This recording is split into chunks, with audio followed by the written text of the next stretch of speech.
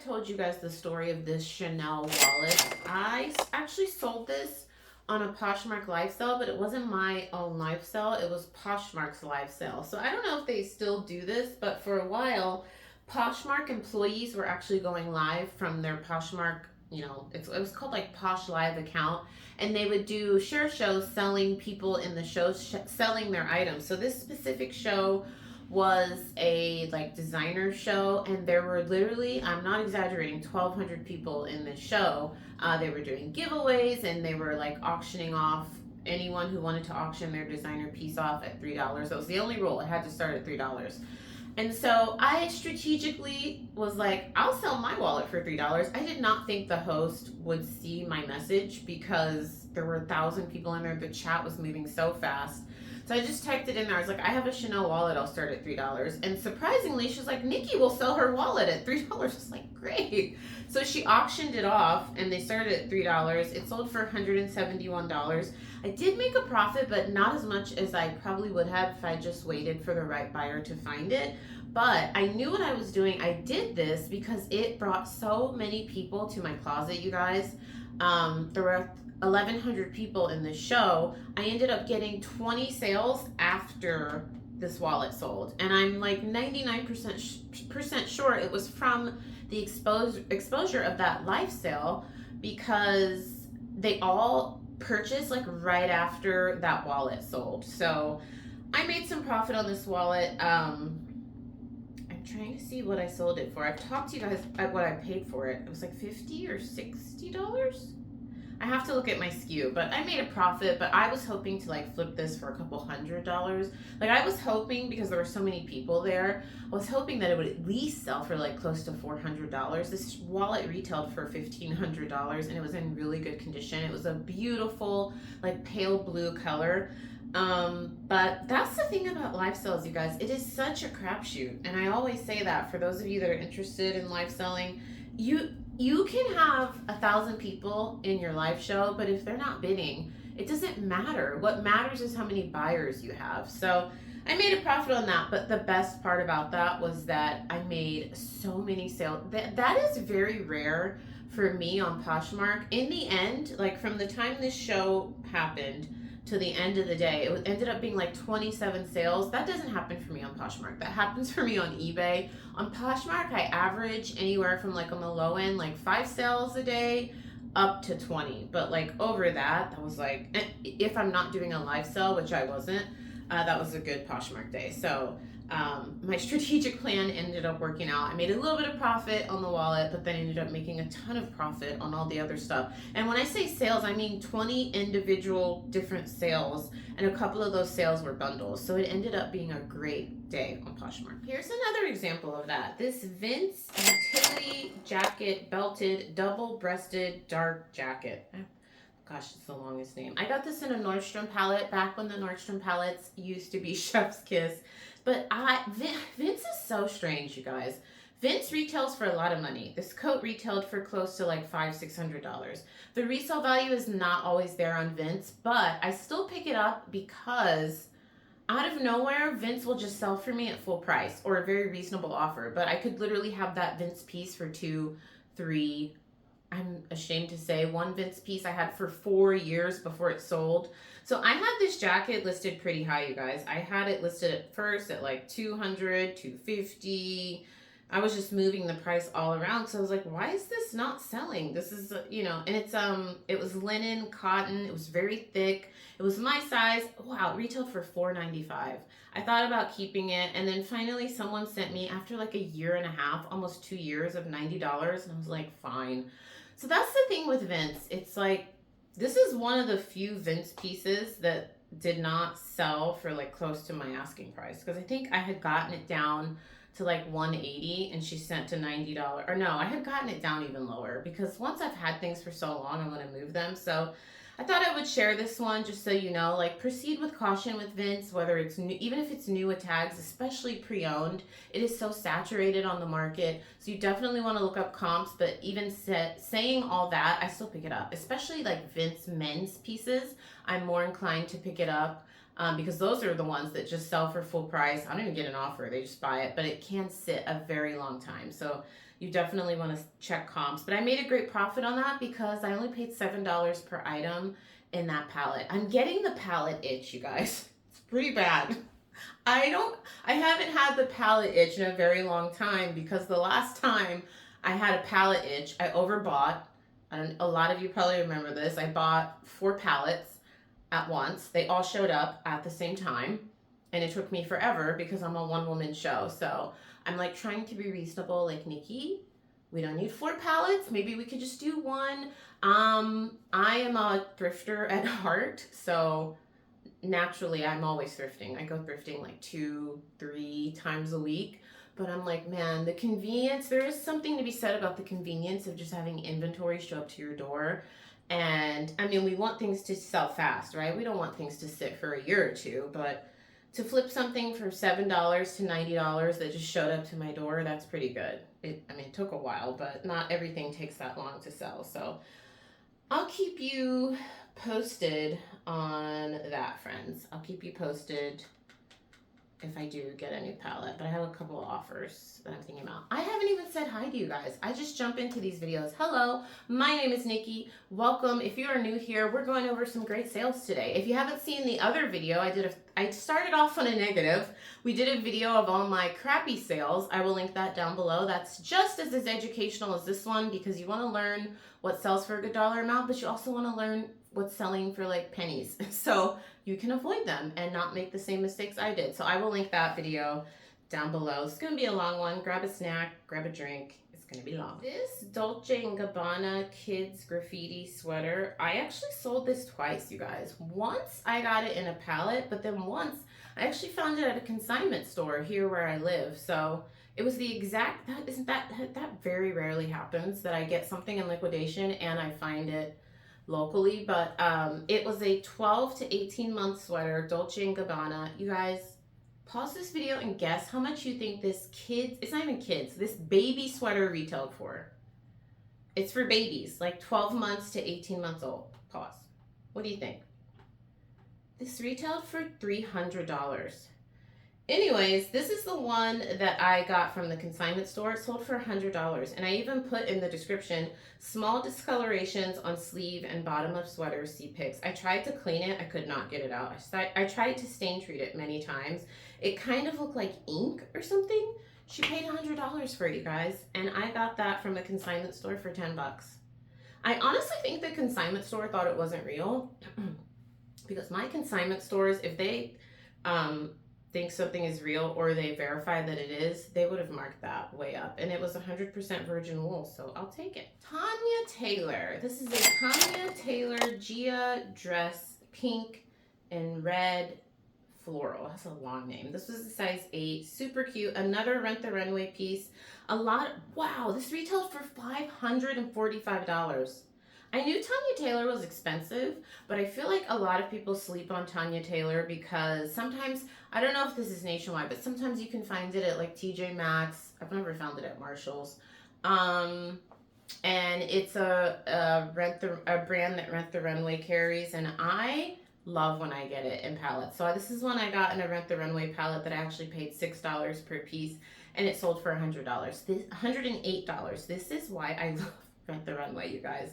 And this one went up to like size 14 or 16. I ended up getting this dress, like 6 or 7 of them in my palette. And I had size 14, 16, and they all sold. And they all sold for over $100. So I'm really happy with that. I even love picking up Tanya Taylor retail arbitrage.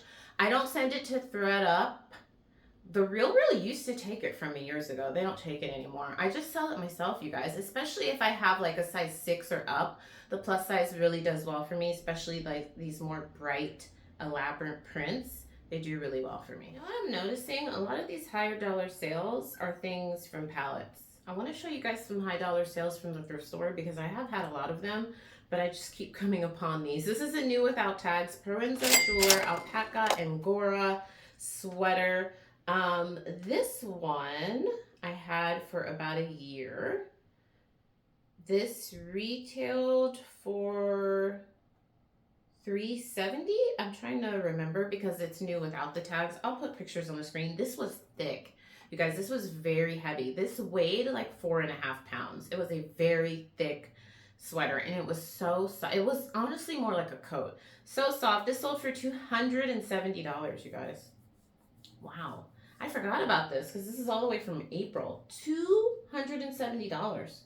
I think this retailed for like close to $1,000. It was very expensive, you guys, and I paid $7 for it in a Nordstrom palette. This is why I'm getting like, as I'm going through these very expensive sales, this is why I'm getting like the palette itch again, I think, because sometimes, not all palettes are like this, you guys. I will leave a video down below where I go into detail about the good, the bad, and the ugly on liquidation. I will link it down below. Shameless plug. We talk a lot about palettes in my sourcing group. I started a reselling group last year, July 2024. I will link it down below if you want to join, because I spill a lot of the deets there. $140 is what this dress sold for. I almost kept this, you guys. I made a video about this on Instagram and TikTok. This is a newer to me brand. I've never heard of it before. Temperley. It's Temperley, London. Beautiful dress. It has a mix of stripes that are vertical, horizontal, pink, black. It was beautiful. Retailed for a couple $100. And I got this in a Rent the Runway palette. I really like selling the like premium Rent the Runway stuff. If you don't know, Rent the Runway is a rental site. So you can rent clothing from them, like mid-range stuff. Like they have some J. Crew pieces all the way up to like pieces that retail for a couple $1,000s. And you can rent it. You can rent things one time, or you can have a monthly subscription. And then, so they rotate stuff on their website as they get rid of stuff that they don't want in their rental rotation. They liquidate it, and I love buying pallets of it. I really like selling, though, like the higher end stuff, because it resells for me pretty well, and I sell it everywhere almost. I think I've sold Rent the Runway on every platform I sell on. So the RealReal, ThredUp, Poshmark, eBay. I'm forgetting one. Whatnot. I've even sold Rent the Runway, Whatnot. So I've sold it everywhere, and everywhere I make a great profit. So yeah, this sold, and I paid $15 for it, you guys. And this sold very fast. This sold within a month. Moved to the car. Lululemon fleece jacket, honorable mention. Not quite $100, but this one sold for $70, and it sold within a week. I cannot remember for the life of me where I got this fleece from, you guys, but I paid $10 for it. I am wearing this infamous dress. This dress, side note, has probably been my most worn dress in years, and every single time I wear this dress, I get so many compliments. A lot of you, when I wore it on my recent YouTube video, were complimenting me. Excuse me. I will link it down below. I can't for the life of me remember the designer. It is so, you guys, I just keep wearing it because it's so comfortable and stretchy, and I keep getting compliments. Like, I don't think it's the most gorgeous dress or anything. It's just so comfortable. The material's really stretchy, so I'll link it down below, but this will probably be the last time you see it, because at this point, I feel like, especially if you go to my live sales, you guys have probably seen this dress multiple times. I've worn it in multiple YouTube videos, multiple live sales at this point. So I can't remember where I got this Lululemon fleece, but I knew that not many people had it because I was checking comps once I got it, and there were like 2 listed. So I was like, oh, this is gonna sell fast. So I had it listed for like $120, $130. She offered $70. I paid $10. I was like, absolutely, let's go. So that was a great Lululemon sale. I've been talking to some of my reselling friends, and they're like, I don't pick up Lululemon leggings. I don't do Lululemon. I don't care if it's a jacket or coat. I still pick it up, you guys. I'll even still pick up like basic black Lululemon leggings if I can get them for a good deal, because they sell. I feel like the basic Lululemon leggings are now like a quick $20 to $30 flip for me. Like, they sell within a month or two, and if I can get them. The problem is I don't find them for a good deal very often where I live. There's a lot of it. I find it every single time I go thrifting, but they also mark it up almost everywhere I go. So really the only place I get a deal is Goodwill outlet. I look a little swollen here because I told you guys I'm getting like a lot of major dental work right now. I'm getting a dental implant. I feel like this part of my face looks swollen. I'm going to a rehearsal dinner that I'm a bridesmaid in. I told you guys a couple videos back, you saw me make like a little congratulations, you're engaged basket for her. So I'm going to the rehearsal dinner. I know absolutely no one, so it is time to bring out my extrovertedness. I always tell you guys, I am an extroverted introvert. So like if you put me, like right now, I'm going into a setting, rehearsal dinner, where I know absolutely no one except the bride and her fiance. I will turn it on, I'll be bouncing around, talking to people, making friends. But by the time I leave that dinner, I am like utterly exhausted, like completely drained.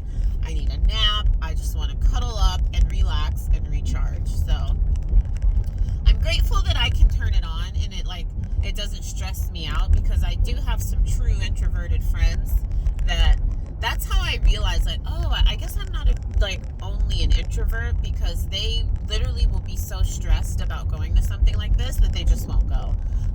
So that's when I was like, oh, I guess even my mom like reaffirmed it. She was like, we were at something, I don't know if it was a dinner or wedding. She's like, dang girl, you really do turn it on. You're like so energized and like all over the place and talking a mile a minute, and then when we get in the car, you're like, Mom, don't talk to me. That's how it is, friends. So I'm grateful I can turn it on, but I'm just totally expecting it to be exhausting. And also, it's 6 o'clock. The dinner's at 6. It's 5 right now. I'm just chatting with friends. Don't worry, I am not looking at you. Not unless I stop. But it gets dark so early. Even though I'm on the West Coast, it's 5 o'clock. You can see there's still light out, but by the time I get there, it's gonna be completely dark. So they're like such a granny. I'm like, oh, I'm gonna be out after dark. I'm trying to not drink too many energy drinks, you guys, but I'm gonna need an energy drink for this one. So I wanted to mention that Lululemon sale. I don't even know if I actually introed this video. I feel like I just jumped in, so I should probably do an intro. This one I didn't lose money on, but I should have sold this for more. This is a new with tags Farm Rio. It's called the Farm Rio Beach Vibe Mini Dress, size large. So, a little story. It's not a story time. One of my best friends, like literally we've been best friends since elementary school, middle school. She works at Amazon. So occasionally she hooks me up with some like amazing deals. She specifically works at, I probably shouldn't say. Anyways, I'm just going to say she works at Amazon. So sometimes she can hook me up with some good deals. And a lot of times I use her discount to buy stuff for myself. So I bought this dress for myself in a size large. I think I was postpartum, but it ended up being too big.